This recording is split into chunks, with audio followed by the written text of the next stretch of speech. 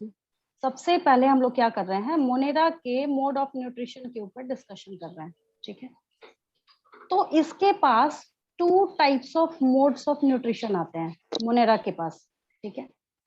एक क्या है, एक है आपका, हाँ ऑटोट्रॉफिक, इसमें भी थोड़ा सा ट्विस्ट आएगा।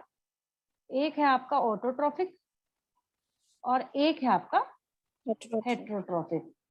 एक क्या है, हेट्रोट्रॉफिक। अब ये तो खैर हर बच्चे को पता है कि what is the meaning of autotrophic and what is the meaning of heterotrophic. Auto मतलब सेल्फ होता है, ऑटो मीन्स क्या होता है, सेल्फ होता है, ठीक है।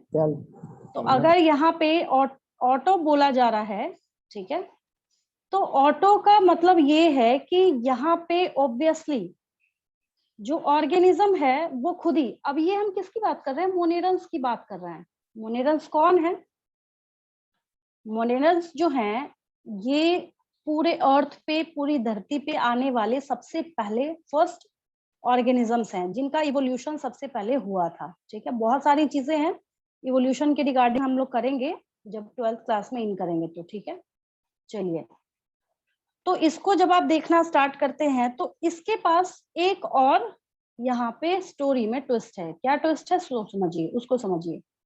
ऑटोट्रॉफिक ऑर्गेनिजम्स के पास और 2 मोड आपको देखने को मिलते हैं, जिसमें से अभी एक बच्चे ने मेरे से केमोसिंथेटिक पूछा था, तो उसकी डिटेलिंग अभी मैं करूंगी आप लोगों के सामने, ठीक है, कि ऑटोट्रॉफिक का क्या मतलब होता है वो मैं आपको बताना, एक्सप्लेन करती हूँ, ठीक है। उसको जब आप देखते हैं, दूसरा डिवाइस भी कनेक्ट हो गया, इसको मैं स्टॉप कर देती हूँ।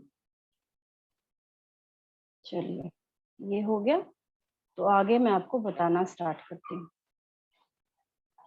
चलिए, ठीक है। तो इसमें इसके ऑटोट्रॉफिक के रिगार्डिंग जब हम लोग बात कर रहे हैं तो और स्पेशल चीजें हैं इसके पास, बहुत अच्छा और यूनिक एक मोड ऑफ न्यूट्रिशन ये लेके आएगा अपने पास, दैट इज, जिसको हम लोग क्या बोलते हैं, जिसको हम लोग बोलते हैं केमोट्रोपिज्म, केमोसिंथेटिक। क्या लिखा है इसके बारे में, केमोसिंथेटिक एंड फोटोसिंथेटिक। तो ये जो 2 मोड है, एक केमोसिंथेटिक है और एक फोटोसिंथेटिक है। इसकी डिटेलिंग जब आगे और डिटेल करेंगे तो उसमें भी है, बट थोड़ा सा बेसिक मैं आपको समझा देती हूँ। एक है ऑटोट्रॉफिक मोड ऑफ न्यूट्रिशन और एक है हेट्रोट्रॉफिक मोड ऑफ न्यूट्रिशन, ठीक है। हेट्रोट्रॉफिक में ये पूरी दुनिया में सबको नोन है कि why monerans are referred as saprophytic और पैरासाइटिक, सेप्रोफाइटिक और पैरासाइटिक। खैर इसमें तो कोई दिक्कत ही नहीं है, इसकी डिस्कशन तो हम लोग करेंगे आगे। सबसे पहले इसके पास फोटोसिंथेटिक मोड भी है और इसके पास क्या है, केमोसिंथेटिक मोड भी आपको देखने को मिलता है, ठीक है। तो फोटोसिंथेटिक मोड में तो खैर कोई दिक्कत है ही नहीं, पहला जो है यहाँ पे that is photosynthetic.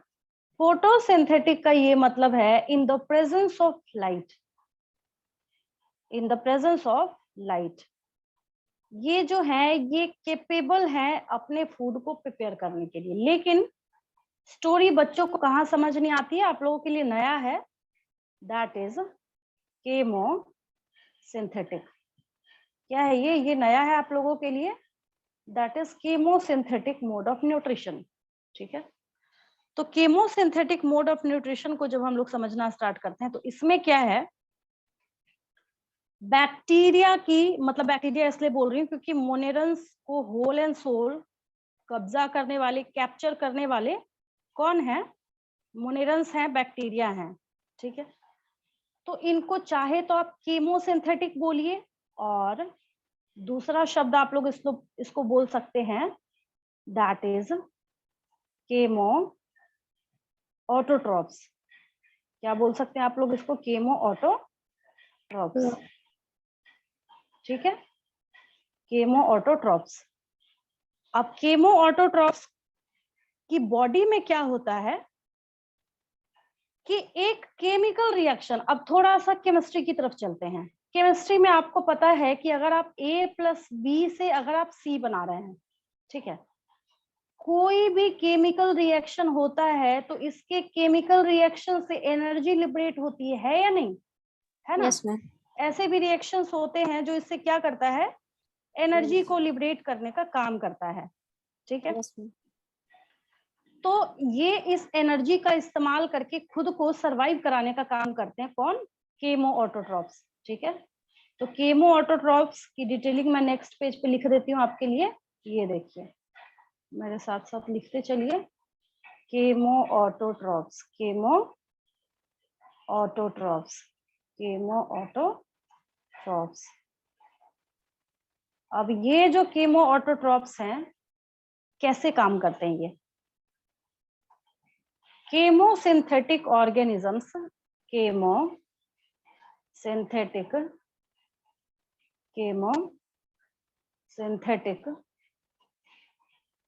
organisms, chemosynthetic organisms are that specific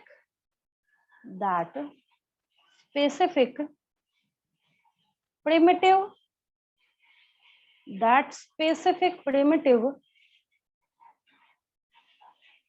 तो है because these are prokaryotes, specific primitive organisms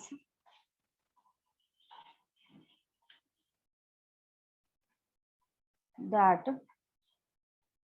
they obtain, कैसे जिंदा रहते हैं? they obtain their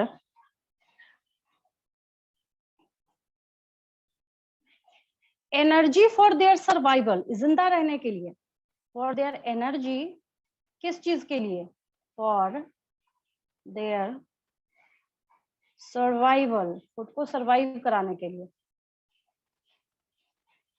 from a chemical reaction, from a chemical reaction, chemical reaction, खासियत है इसकी, पहचान है इसकी। तो ये केमिकल रिएक्शन के थ्रू क्या करते हैं? एनर्जी को लेने का काम करते हैं, जिसकी वजह से चाहे केमो ऑटोट्रॉप्स बोलिए या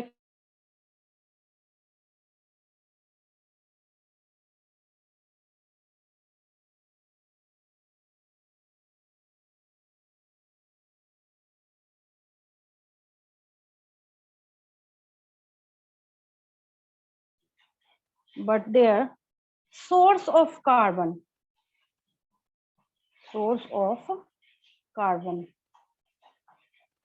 बायोस्फीयर की बात कर रहे हैं तो कार्बन तो सर्वे सर्वा है, is the most oxidised form of carbon, oxidised form of carbon. और क्या हो गया ये देखिए, इनडायरेक्ट वे में किसको बोल रहा है? ये कार्बन को ऑक्सीडाइज कीजिएगा तो कार्बन डाइऑक्साइड बनेगा, दैट इज CO2। और क्या हो गया ये? CO2 मतलब कार्बन डाइऑक्साइड। क्या हो गया ये? कार्बन डाइऑक्साइड हो गया। ठीक है, कुल मिला के अगर कोई आपसे पूछे कि हमें समझाओ कि केमोट्रॉप्स का या केमो ऑटोट्रॉप्स का, इन सब का एग्जाम्पल क्या होता है, मतलब क्या करते हैं ये, ठीक है। तो ये अच्छा आपने सुना है जैसे लोहे का कोई चीज गड़ जाता है तो टेटनस का इंजेक्शन लेते हैं, है ना? Yes, लेते हैं ना ma'am. टेटनस का इंजेक्शन, Yes, ma'am. क्योंकि जहां पे आयरन ऑक्सीडाइजिंग कंडीशन में होता है वहां भी बैक्टीरिया होती है, ऐसे समझिए। Yes, ma'am. तो आपके लिए इंटरेस्टिंग हो जाएगा। ठीक है, तो और आगे मैं लिख देती हूँ इसके लिए और मैं यहाँ पे आगे जो है वो एक्सप्लेन करना स्टार्ट करती हूँ। देखिए कुछ एग्जाम्पल्स है बहुत कॉमन, ताकि जो क्वेरीज हो आपकी और वो सॉल्व हो जाए। लिख लीजिए, फॉर एग्जाम्पल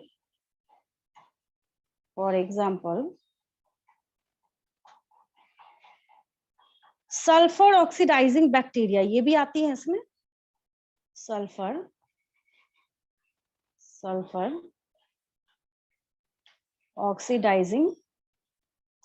ऑक्सीडाइजिंग बैक्टीरिया, ये है।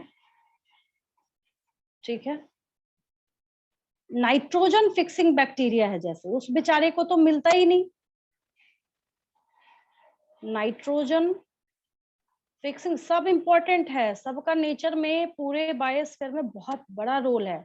इतना बड़ा रोल है कि इसको हम लोग क्या करने जा रहे हैं, जब आप 12th क्लास में जाएंगे तो इकोलॉजी में हम लोग पढ़ेंगे इसके बारे में। नाइट्रोजन फिक्सिंग बैक्टीरिया, इसको लिख लीजिए। नाइट्रोजन फिक्सिंग बैक्टीरिया भी इसके एग्जाम्पल में आती हैं। And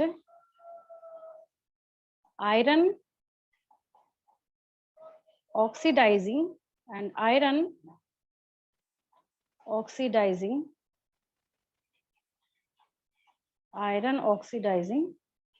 bacteria।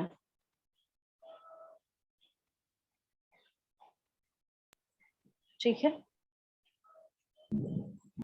तो ये सब किसके एग्जाम्पल हैं, इनका क्या काम है। अब हमें पता है कि जहां पे क्या हो रहा है, आयरन का ऑक्सीडेशन हो रहा है, that's a kind of chemical reaction, है या नहीं है, है ना। Yes ma'am. जब आप पढ़ते हैं, केमिस्ट्री में पढ़ा था आपने, चैप्टर 1 में पढ़ाया भी जाता है आप लोगों को। तो ये सब क्या है, किसके अंदर आता है, ये केमिकल रिएक्शंस के अंदर आता है। नाइट्रोजन फिक्सेशन हो रहा है, क्या है ये, बेसिकली क्या है, that's a kind of chemical reaction. हम लोग जब यहाँ पे आयरन का ऑक्सीडेशन, सल्फर का ऑक्सीडेशन देखना स्टार्ट करें, क्या है ये। और सबसे ज्यादा जो चौंकाने वाली बात ये है, वो ये है कि छोटा सा माइक्रोब अपना इंपॉर्टेंट रोल प्ले कर रहा है इन सारी चीजों के लिए। इन सब में सबसे इंपॉर्टेंट रोल किसका है, छोटे छोटे माइक्रोब्स का है। ठीक है, तो ये केमो ऑटोट्रॉप्स की बात है। दो और चीजें, जो दूसरा वाला मोड है उसके लिए मैं आपको समझा रही हूँ। देखिए, मोनेरा में एक मैंने आपको बताया केमोसिंथेटिक और केमो ऑटोट्रॉप्स। ठीक है, हेट्रोट्रॉफिक मोड ऑफ न्यूट्रिशन की जब हम लोग बात करते हैं तो इसके पास क्या आता है, दोनों ही मोड काफी अच्छे हैं, बच्चों को अच्छा लगता है समझने में और आसान भी है। केमो का मतलब क्या होता है? क्या केमो का मतलब, जैसे फोटो का मतलब लाइट केमो होता मतलब, है? केमो मतलब केमिकल्स होता है, और क्या होता है। केमो मतलब, केमो से ही तो केमिस्ट्री बना है, केमोथेरेपी। कैंसर पेशेंट्स को केमोथेरेपी चढ़ती है, तो वैसे क्या होते हैं, वैसा सॉल्यूशन केमिकल्स का तैयार किया जाता है जो दिया जाता है, जो कैंसरस सेल पे जाके अटैक करता है। केमो मतलब केमिकल्स होता है। ठीक है, तो हेट्रोट्रॉफिक न्यूट्रिशन अपने आप में यूनिक इसलिए है कि ये पैरासिटिक मोड ऑफ न्यूट्रिशन भी शो कर रहा है। पैरासिटिक, पैरासिटिक का कोई एग्जांपल देगा कोई भी स्टूडेंट। और दूसरा सेप्रोफाइटिक, दूसरा सेप्रोफाइटिक, दूसरा क्या होगा, सेप्रोफाइटिक। कोई ह्यूमन बीइंग की जो डेड बॉडी होती है, जिसको सोइल में दबा दिया जाता है। ठीक है, नंबर ऑफ बैक्टीरिया, बहुत सारे माइक्रोब्स, जिसमें टॉप पोजीशन पे कौन होता है, सेप्रोफाइटिक। पता है किसके लिए बोला जा रहा है, एक रफ वर्क करके मैं आपको समझाती हूँ। मान लीजिए आपके पास कहीं पे एक लीफ का पीस पड़ा हुआ, लीफ या कोई एनिमल टिश्यूज भी ले सकते हैं, एक सूखा हुआ पत्ता आपके पास है पड़ा हुआ कहीं पे सॉइल में, देखिए जाके घर के पास, उसको वहीं छोड़ दीजिए दबा हुआ। ठीक है, एक दिन बाद जाइए, क्या होता है, आपने नोटिस, किसी बच्चे ने नोटिस करा, एक दिन बाद जाइए, यहाँ पे होल हो जाएगा, कुछ पोर्शन इसका गायब हो जाएगा। दूसरे दिन जाइए, कुछ और पोर्शन गायब होगा। तीसरे दिन जाइए, इस बेचारे पत्ते के मतलब ये जो पोर्शन, लीफ के जो ग्राउंड टिश्यूज हैं वो गायब हो गए, बस ये जो लाइन है ना, वेन्स और वेनलेट्स, ये थोड़ा थोड़ा पता चल रहा होगा। और 5 दिन के बाद जाइए, पूरा गायब हो जाएगा। क्या हुआ, क्या हुआ इसका, कोई मैजिक तो हो नहीं रहा। हो क्या रहा है, इसका डिकम्पोजिशन हो रहा है। क्या हो रहा है, इसका डिकम्पोजिशन हो रहा है।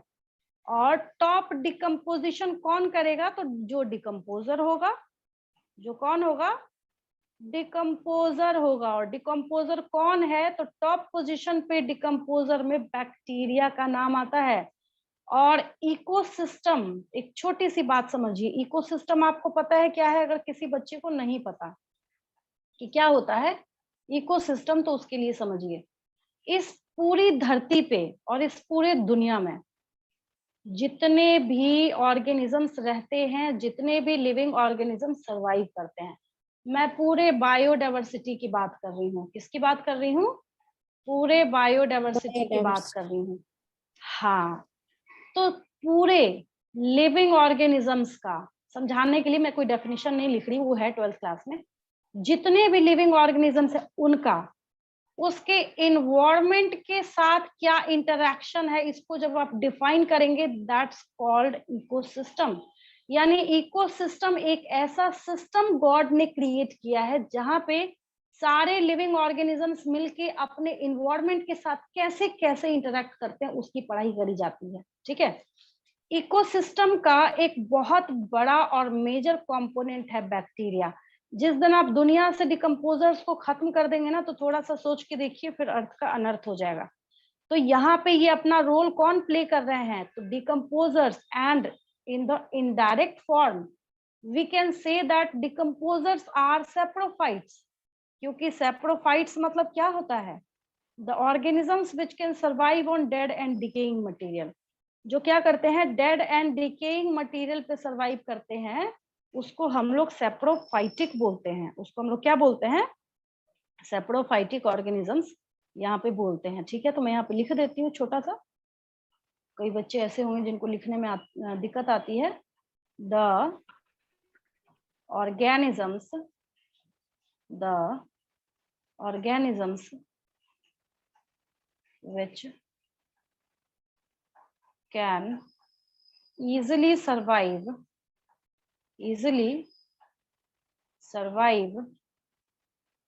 on dead and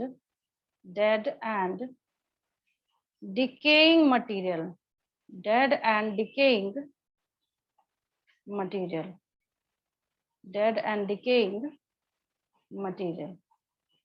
ठीक है। पैरासिटिज्म में क्या है, parasitism it's a kind of, बहुत अच्छे से समझिएगा, बहुत इजी वे में आपको बता रही हूँ।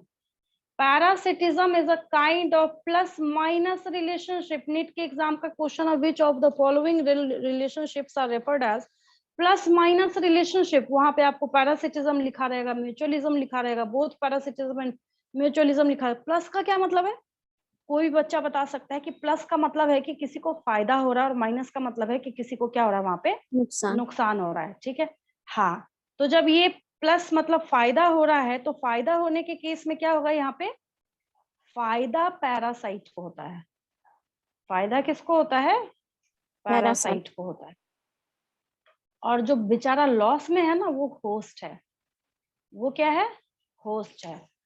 मान लीजिए किसी पेशेंट को टाइफॉइड हुआ है, किसी बंदे को टाइफॉइड हुआ है, ठीक है, टाइफॉइड हुआ है, तो साल्मोनेला टाइफी नाम की जो बैक्टीरिया है, वो पैरासाइट होगा या होस्ट होगा,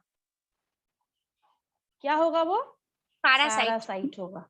हाँ, क्या होगा, वो पैरासाइट होगा। ठीक है, और होस्ट आप हो गए, आप नहीं मतलब जिसको भी टाइफॉइड हुआ है वो क्या हो गया, होस्ट हो गया। ठीक है, तो ये रिलेशनशिप जब ऐसा होता है तो उसको हम लोग पैरासिटिज्म बोलते हैं। तो यहाँ पे पैरासाइट के फॉर्म में ऐसे बैक्टीरिया के नाम की कमी नहीं है। अगर आप चाहें तो इस पे हम लोग डायरी भर सकते हैं।